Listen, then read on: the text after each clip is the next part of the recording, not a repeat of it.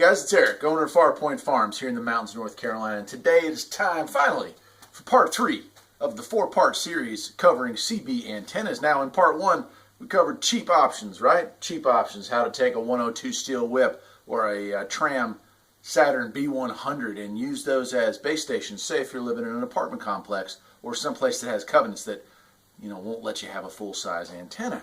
In part 2, we covered antennas like I have here. We covered the Antron A99 and Mako 5/8 and the Max 2000, big single dill pole antennas, big ones 18 to 20 feet, 24 feet, something like that. Great antennas. The majority of people out there watching these videos or are thinking about getting a base antenna will end up with one of those, and for good reasons. They work great.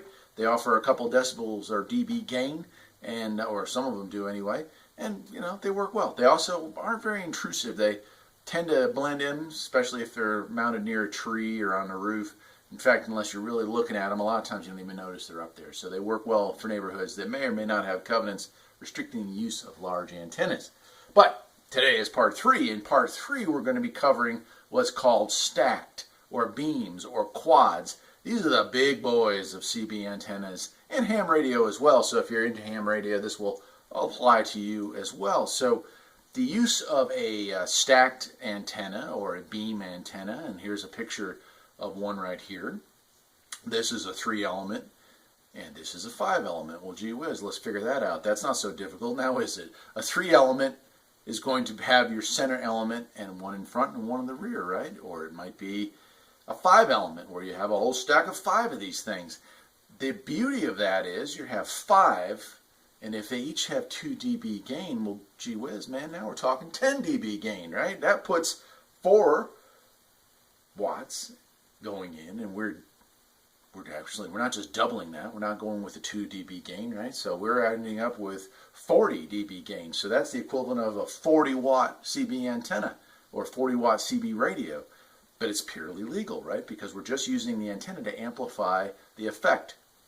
That's on the transmit side. On the receive side, well, it's just as awesome because I am pulling in, if it's a 5-element antenna, I'm pulling in about 5 times. And of course, this is a generalization. It's not actually 5 times, but I'm pulling in a whole lot more signal because I have 5 opportunities to catch those weak signals and pull them in.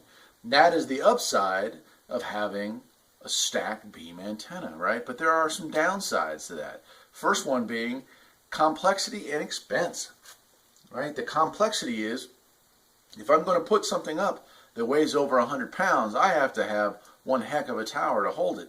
This homemade tower that I made out here last year, and I'm sure you hopefully have seen those videos. If not, you can Google that. But that homemade tower that's about 40-something feet off the ground, that can hold a pole or a dill pole antenna and maybe a couple small directional antennas. But what it can't handle is the massive weight of something that's going to be hanging off both sides like that.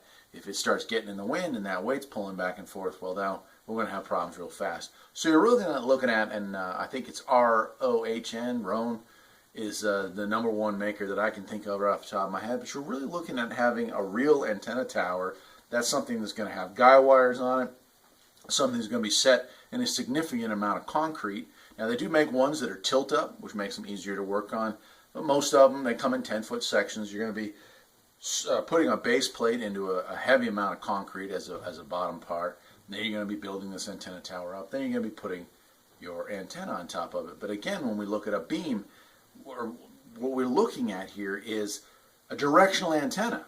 Okay, my dill pole, my single pole antenna, well, it's picking up signals from all sides. Now, granted, it might be hindered by a mountain on this side or high tension power lines on that side, but in general, the signal is going out in a direction that's circular and coming in a direction that's circular. Not the case with these large antennas. You're looking at a directional antenna. So if I have my beam antenna pointed in this direction, well, I'm going to pick up signals great in that direction. But over here and over here, I'm hardly going to hear a thing comparatively.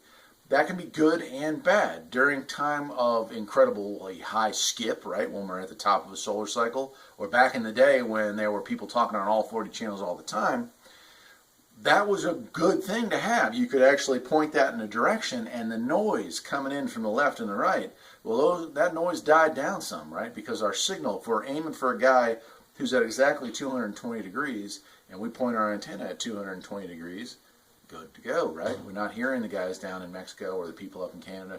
We're only hearing the person we want to hear out there in Indiana or wherever, right? So in order to have a directional antenna, you have two choices, and I don't think I've ever seen anybody, well, maybe a municipality, but a directional antenna, why would you want to put an antenna up with such a great expense for the tower, the concrete, and the antenna itself and the cabling, and only have it pointed in one exact direction? I'm sure there are reasons to do that. I can't think of any right now, but what you mostly see, 99.9% of the time, is an antenna rotor, like a television antenna is likely to have. Another directional antenna is a television antenna. An antenna rotor is going to be able to turn that dial 360, and by doing so, you're going to be able to get any position you want. That's really cool. So if I have a directional antenna and I've got this guy in at 1 dB and I'm trying to have a conversation, well, I can tune that rotor, turn it a little bit to the left, a little bit to the right until I find his signal. Now, whether he's on a dill pole or he's on a directional antenna, it doesn't matter. As long as I'm pointing towards him, golden. Now let's talk about something else when we come to these, and that is we have these antennas that are stacked, right? We have a single row, right, of, let's say, 4-element antenna. Well, there's ways to make them even more powerful and gain even more signal, and that is to set them apart and then run 2 rows of them. Now they're still horizontal, but they're going, I'm sorry, they're still vertical. Now there's 2 sets of them, so now I have 8 of these things, right? And they're aiming towards that direction. Well, that's going to be a tremendous amount of power that we're getting in and getting out of there in that direction. But there's another technique that was very popular back in the day when, again, there was so many people talking, so much background noise, all the skip and all the local comms, that it became difficult to hear and listen and talk well. So people came up with the idea of a horizontal antenna, right? So they put their beams up, but they put them this way, and they stacked them so they were just sideways. Amazingly, you may or may not know this, when a signal is transmitted, if it's transmitted and it bounces like this, that's great. It's going to be picked up by another antenna that's the same. If it's horizontal, it's going to be picked up well by an antenna that's mounted horizontally. If it's vertical, it's picked up better by an antenna that's vertical. That's not to say that the two won't meet, but they're better if they're both facing the same direction.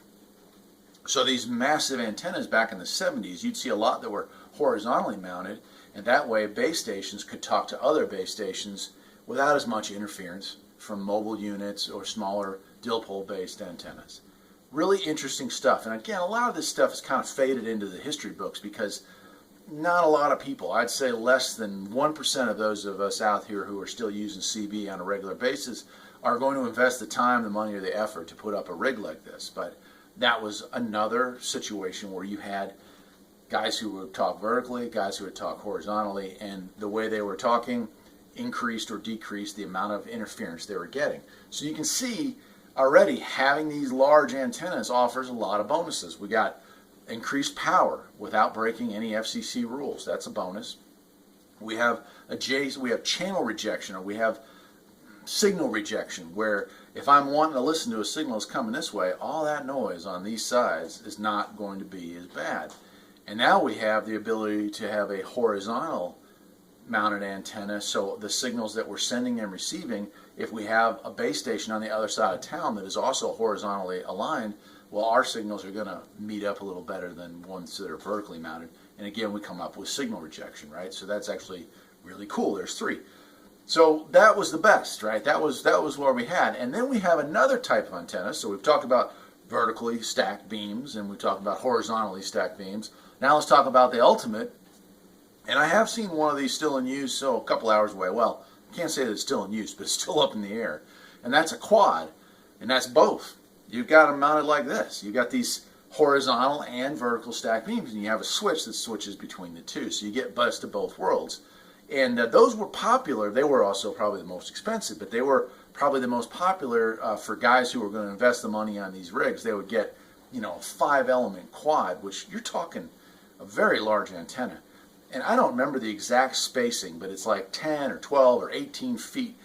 It can't be 18 feet. It must have been like 9 feet. It's probably quarter wave intervals. So for every dill pole that I've set, if I want to make myself one of these beam antennas, they're going to be spaced at 9 feet. So think about a 5-element beam. Well, 5 times 9, holy cow, we're talking about a lot of weight, we're talking about a lot of distance, and again, you're talking about having to have an antenna mast that can hold this mess up. If you got weight hanging that far, 30 feet, 40 feet off the edges here, that's a lot of weight, and that's why these things aren't commonly seen. You're talking about quite an investment. This same goes for ham radio. Occasionally you'll see a guy or a gal who's got a massive ham antenna array. The one I can think of right off the bat is Art Bell. If you've ever seen any pictures of his property, satellite dishes and antennas galore. And of course his equipment was well built. I mean, the masts were awesome, stout. He had guy wires everywhere, so he was just really into what he had. And of course, it was nice that he had the money to do that sort of stuff, and not a lot of us will have that. But that's pretty much part 3. Again, here's a picture of a quad, right? Here's a picture of a horizontally mounted beam antenna, and here's a vertical mounted beam antenna. Okay, and I don't even know the name brands of these antennas. A lot of these were homebrews. For a very short period of time, I possessed a 3-element beam antenna. Unfortunately, I never had a tower or a mast strong enough to mount it. I could have maybe put it on top of a 16-foot pole. Yeah, geez, probably 12 feet off the ground. So I mean, I don't even know if it really would have probably been just scraping the ground. So probably not a very effective antenna. But a neighbor had passed away, and they were getting rid of a lot of ham radio equipment and CB radio equipment, and that was one of the leftovers after the sale they had. So I was given it, and never used it. So I ended up passing it along to somebody else. But would have been cool to have, sure, but I would have had to invest in a pretty stout antenna rotor. Now again, you could probably get away with a 3-element beam. I'm not even sure if a quad would, but a horizontal or vertical beam, you might get away with a TV antenna rotor. But for these big, 5, 6, 7-element antennas, you got to have something that's stout, multiple horsepower, built out of, good hard steel, so it's not going to break in a high wind. But that's it. I don't know where else to go with this. It's huge. It's awesome. It has a lot of advantages if you're into radio to have something like this, but the disadvantages are mostly financial and time. If you're going to try to install this kind of equipment yourself, you're looking at a lot of work, because if you want to put a tower in, you're digging a pretty deep hole, you're backfilling that sucker with concrete, and you're spending the money on a good-sized tower. You're also taking some risks. Just putting the tower up I have here in my yard that I built last year, I took a lot of risks. I mean, I had to be on the roof multiple times. We were using tractors and ropes and pulleys to get that thing off the ground. Now imagine if you're talking 40 or 50 feet of antenna tower, and then running the electric up for a rotor, and then putting this massive, very heavy quad antenna array up on top of that. So as you can see, those are the reasons why most people don't have it. But I hope you enjoyed this video. I hope you got some information out of it. If you did, perhaps you'll think about liking and subscribing. I'll see you next time. Take care.